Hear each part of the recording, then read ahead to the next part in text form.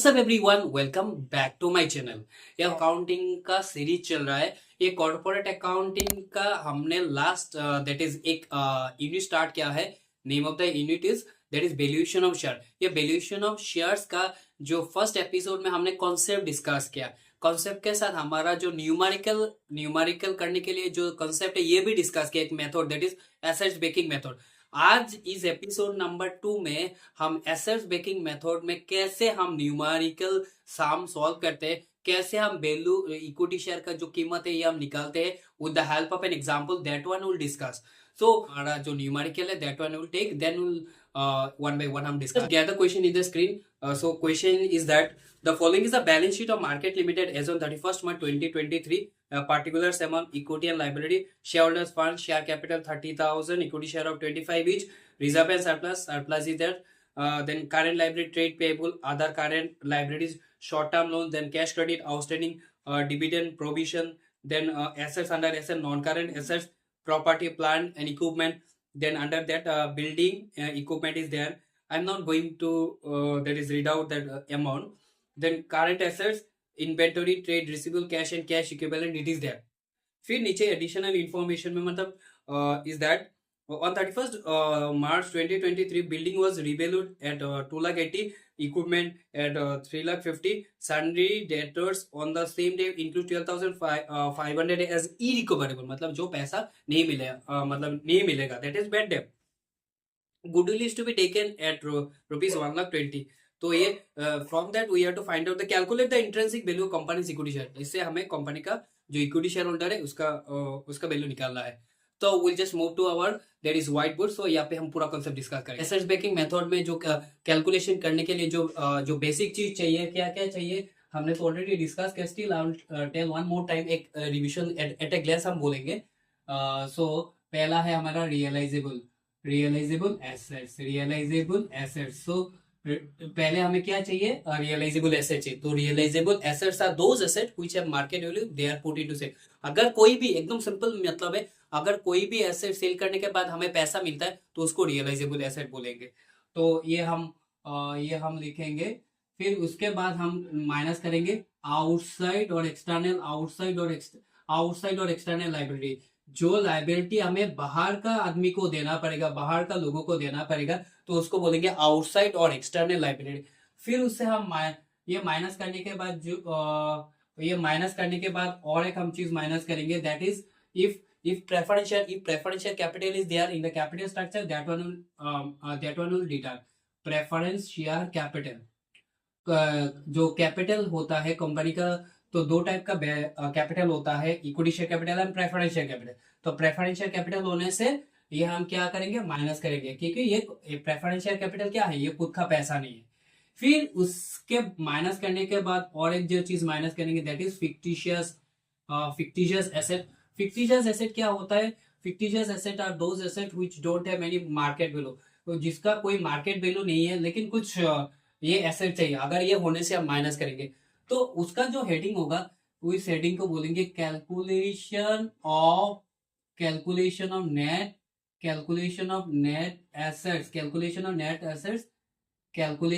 Assets available to क्या है, available to equity share holder. Calculation of net assets available to calculation of net assets क्या लिखेंगे, calculation of net assets available to equity share holder. तो ये minus करने के बाद जो मिलेगा उसको बोलेंगे net assets available to equity share holder. फिर तो हम फॉर्मूला यूज करेंगे, value of each equity share equal to net assets, मतलब ये माइनस ये जो है उसको हम क्या बोलेंगे, नेट एसेट्स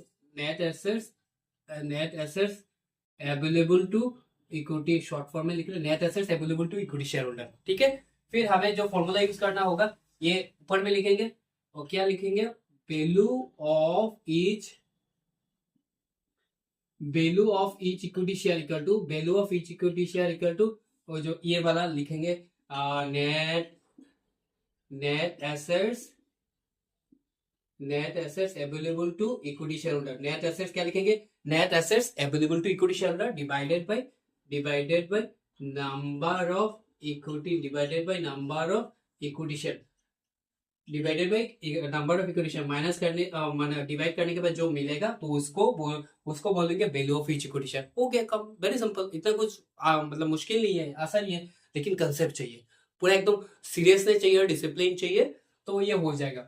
तो और क्या लिखा, रियलाइजेबल एसेट, फिर आउटसाइड और एक्सटर्नल लायबिलिटी, फिर प्रेफरेंशियल कैपिटल, फिर फिक्टिशियस एसेट, माइनस करने के बाद जो मिला है उसको बोलेंगे net assets available to equity share holder. मतलब क्या है, रियलाइजेबल मतलब खुद का पैसा माइनस दूसरे का पैसा, माइनस दूसरे का पैसा, माइनस दूसरे का पैसा, सब कुछ माइनस करने के बाद जो खुद के जो पैसा रह जाएगा, जो पैसा रह जाएगा उसको बोलेंगे नेट, खुद का पैसा, मतलब net assets available to equity share holder.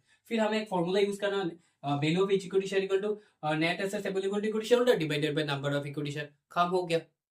You are getting the concept ना। तो ये हमने जो अभी क्वेश्चन रीड, थोड़ा देर पहले जो क्वेश्चन हमने रीड आउट किया, ये क्वेश्चन लेके ये हम सम सॉल्व करेंगे। सो हम ये इरेज कर देते हैं।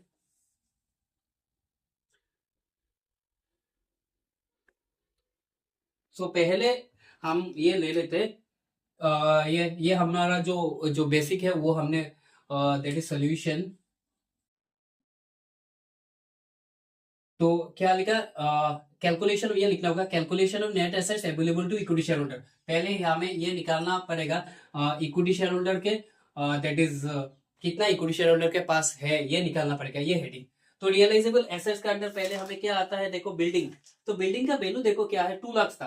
पहले हम क्या लिखेंगे, बिल्डिंग का जो बैलेंस शीट में दिया गया 2 लाख, लेकिन रिवैल्यूड हो गया नीचे on 31 March 2023, building was revalued 2,80,000। तो मैंने फर्स्ट इंट्रो में बोला था, जो हमें जो लेना होगा, कोई एसेट अगर रिवैल्यूड फिगर में दिया जाता है तो रिवैल्यूड फिगर हम लेंगे। ये इंक्रीज हुआ है या डिक्रीज हुआ है, दैट्स नॉट आवर कापोटी, ये हमारा कापोटी नहीं। अगर जितना भी इंक्रीज हुआ है या जो भी रिवैल्यूड फिगर होगा ये हम देखेंगे। तो बिल्डिंग 2 लाख था, अभी 2,80,000 हो गया, तो मतलब 80,000 क्या क्या होगा, या माइनस होने से उसका असर क्या होगा, ये हम नहीं लिखेंगे। We just consider the revalued figure. So here will write building, building कितना है, 2,80,000। तो हमने 2,80,000 लिखा। फिर देखो हमारा क्या है, फिर हमारा इक्विपमेंट, इक्विपमेंट क्या था, 3 लाख, हो गया कितना, 3,50,000। तो similarly will write equipment, equipment 3 lakh था, हो गया कितना, 3,50,000, कितना हो गया, 3,50,000। ठीक है। फिर हमारा क्या था, इन्वेंटरीज, इन्वेंटरीज रिलेटेड कुछ है क्या, इन्वेंटरीज रिलेटेड कुछ नहीं है भाई, लिख लो जैसा है इसे ऐसा ही लिख लो। इन्वेंटरीज, इन्वेंटरीज कितना है, इन्वेंटरीज 3,00,000, 3,32,000, 3,32,500, क्या है, 3,32,500। ठीक है। अगर कोई एसेट इंक्रीज भी नहीं होता है, डिक्रीज भी नहीं होता, बट ये रियलाइजेबल एसेट है, तो डायरेक्टली अगर इंक्रीज डिक्रीज कुछ नहीं है, उसको मतलब कोई टच ही नहीं कर भाई, डायरेक्टली विल राइट हियर।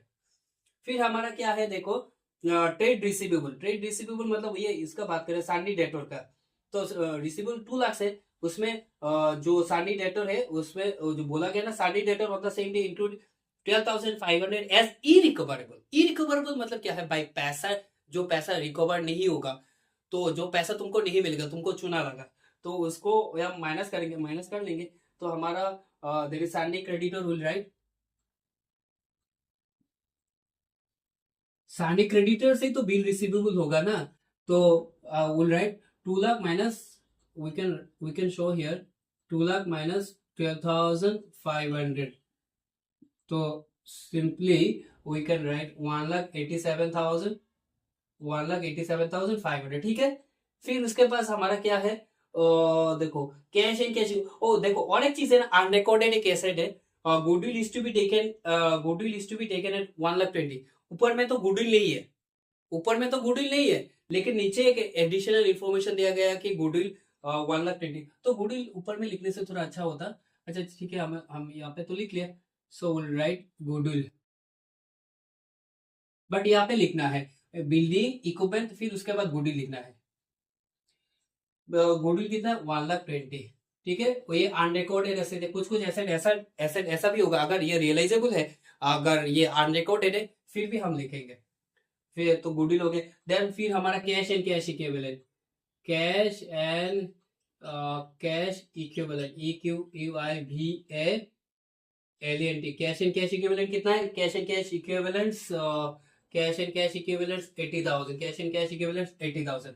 तो अभी अभी प्लस लगाते हैं, सब क्लास करने के बाद नाउ तो आप डिग्री डिग्री वाले हो, तो डिग्री वाला तो हम कैलकुलेटर यूज कर सकते हैं। 2,80,000, फिर 3,50,000, देन 3,32,500 प्लस 1,87,500 प्लस ये दोनों मिला के 2 लाख, तो टोटल 13 लाख कितना होगा? टोटल 13,50,000, 13,50,000 टोटल कितना है? 13,50,000। तो उससे हम क्या माइनस करेंगे? Less less liabilities, no need to write external और आउटसाइड लाइबिलिटीज, लेस लाइबिलिटीज। तो लाइबिलिटीज क्या क्या है क्वेश्चन में देख लो, क्वेश्चन में यहाँ पे है दैट इज ट्रेड पेएबल। तो ट्रेड पेएबल, ठीक है, ट्रेड पेएबल ये इनर कॉलम में लिख लो, फिर हम सभी टोटल करके यहाँ से माइनस करेंगे। ट्रेड पेएबल कितना है? 75,000, ओके, 75,000 ट्रेड पेएबल। फिर हमारा क्या है और एक लाइबिलिटीज क्या है? Short term, short term loan या कैश क्रेडिट है ना, दैट इज कैश क्रेडिट लिख। अच्छा, तो हम short term 12,500 short term loan 12,500, ठीक है। फिर हमारा है outstanding outstanding outstanding dividend, okay, for outstanding dividend कितना है? आउटस्टैंडिंग डिविडेंड 75,000, ठीक है भाई, ये भी हो गया। फिर हमारा है प्रोविजन, फिर हमारा प्रोविजन फॉर एक्चुअली ये प्रोविजन दिया गया, तो प्रोविजन फॉर टैक्स होता है एक्चुअली, तो विल राइट हियर, थोड़ा टिक करके लिखते हैं, प्रोविजन फॉर टैक्सेशन, मतलब ये प्रोविजन इतना टैक्स देगा इसका, ये प्रोविजन, तो प्रोविजन फॉर टैक्स 1,37,500। तो हमारा 4 आइटम लाइब्रेरीज का था, ये हम लिख लिया। तभी बोलोगे रिजर्व एंड सरप्लस, भाई ये तो एक्सटर्नल लाइबिलिटीज नहीं है, तो कैपिटल ये भी तो एक्सटर्नल लाइबिलिटीज नहीं है। तो हमने जो लाइबिलिटीज था ये लिख लिया, तो हम प्लस कर लेते हैं, that is 75,000 plus 12,500 plus 75,000 plus 1,37,500, plus करने के बाद कितना होता है? 3 लाख। सभी प्लस करने के बाद क्या होता है? Total amount 3 lakh. क्या होगा? क्या होता है? 3 लाख। तो हम माइनस करेंगे, तो माइनस करने के बाद कितना होगा? 10,50,000, वेरी सिंपल, 13,50,000, 13,50,000 माइनस 3 लाख, तो 10,50,000 होगा। फिर इसे हमारा एज पर जो फॉर्मेट हमने जो बोला गया, जो बोला है, ये as per format as per format हमारा क्या होता है? माइनस क्या होता है? Preferential capital. Just see in the question whether preferential capital is there in the capital structure.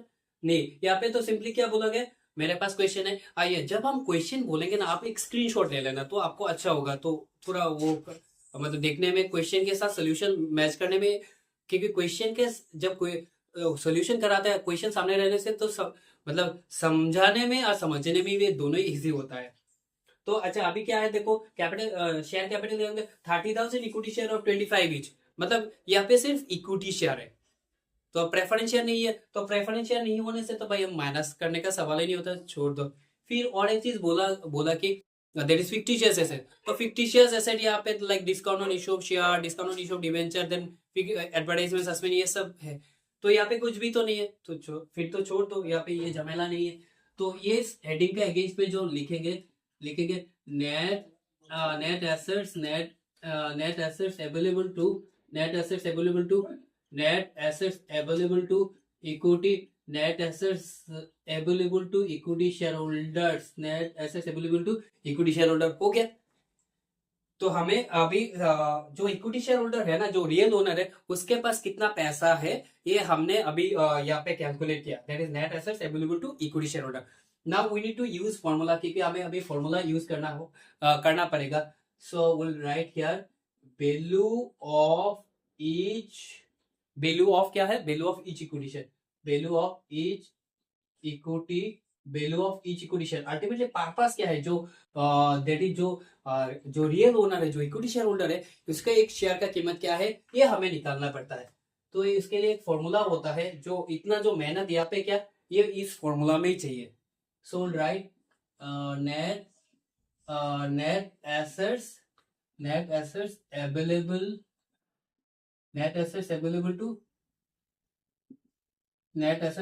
to equity, net assets available to equity shareholders divided by number of equity shares. तो क्या formula है? Net assets available to equity share holder divided by number of equity shares. तो net assets available to equity share holder कितना है भाई? 10,50,000. ठीक है. Number of equity share क्या है? 30,000 है ना नंबर ऑफ इक्विटी शेयर. तो number of equity share 30,000. Equity share बोला, प्रेफरेंस शेयर का नहीं लिखना है भाई. क्या लिखना है? Equity share.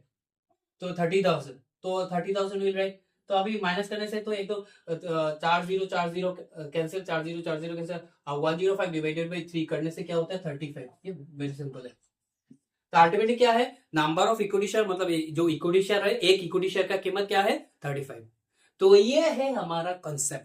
तो अंडर एसेट्स बेकिंग मेथड अब हम कैसे equity share, value of each equity share निकालते हैं, that one I have shown. I hope ये क्लियर हो गया. नेक्स्ट एपिसोड में और एक सम लेंगे और एक थोड़ा बहुत सारा कंसेप्ट होगा, ये हम लेंगे related to asset backing method. Then will go to the next methods. So I hope ये आपको क्लियर हो गया. So as usual, if you are a newcomer to this channel, hit the subscribe button and press bell icon for new updates. और आपका जो जान पहचान friend जो है उसके साथ शेयर करो. एंड एनी टाइम आपको सजेशन इंप्रूव करने के लिए जो मुझे सजेशन देना है, तो you are feel free to मतलब give your valuable that is suggestion, so that little boy will get a chance to improve. So this is all about today's discussion. I hope you like it and thank you for watching. Jai Hind.